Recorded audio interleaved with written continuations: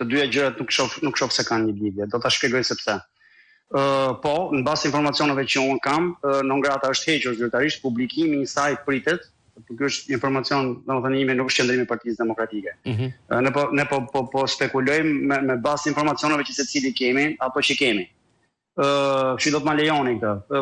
Është hequr non grata, pritet publikimi i saj, me sa di unë pritet publikimi në një listë jo vetëm me individuale të Sali Berishës, por në një listë politikanësh të djathtë global për të treguar kjo administratë që e djathta në përgjithësi, jo thjesht individi Sali Berisha apo tjetri me radhë, kanë qenë nën sulm nga administrata Biden dhe ekskluzivisht nga Soros. Kështu që unë për mendimin tim, cili do të ishte impakti në Shqipëri? Të them të drejtën, Sali Berisha ditën me datën 19 maj është shpallur non gratë. Me datën 20 maj ka dalë dhe ka thënë do të hedhë në gjyq Anthony Blinken, atë që ka shkruar non gratë. Që nga ai moment non grata domethënë ka qenë absolutisht e pafuqishme për ta dëmtuar. Historia tregoi mënyra se si demokratët u përgjigjen, mënyra se si në fakt të gjithë shqiptarët, edhe ata që nuk e duan, në një farë mënyrë edhe me heshtje, u solidarizuan me të sepse e kuptuan që ishte një ndyrësi e niveleve shumë të larta, dhe që nuk mendonin se mund të ndodhte në shtete serioze si Amerika.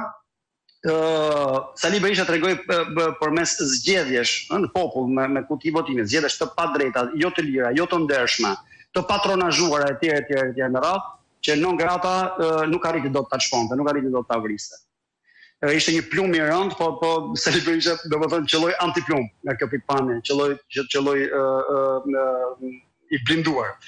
Kështu që po, a është lajm i mirë? Është sigurisht lajm i mirë. Është lajm i mirë për të mbyllur historinë dhe për të kuptuar se demokratët shqiptarë, duke nisur nga Sali Berisha, ishin në sulmin më të egër që ka pasur ndonjë forcë politike në historinë e njerëzimit. Domethënë, brenda krim të organizuar, shteti, drejtësia, policia, patronazhimi, media dhe cili do tjetër, dhe mbi të gjitha zotin në tokë është Shtetet Bashkuara të Amerikës dhe ata kundër.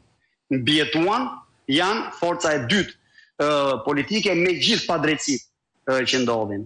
A janë të gatshëm për të unë mendoj që po. Kjo qëndresë si patëm tregon që janë me të vërtetë të gatshëm të qeverisin këtë vend, ta mbrojnë këtë vend nga spekulantët e huaj apo shqiptarë qofshin, dhe mendoj që domethënë do të kenë pjekurinë e duhur të marrin të gjitha vendimet, ashtu sikur se patën guximin që qëndrojnë përballë, të marrin të gjitha vendimet e duhura për të zgjedhur më të mirët ata që i bëjnë nder Partisë Demokratike dhe ata që vërtet e kanë kapacitetin për të mbajtur Shqipërinë në shpatulla.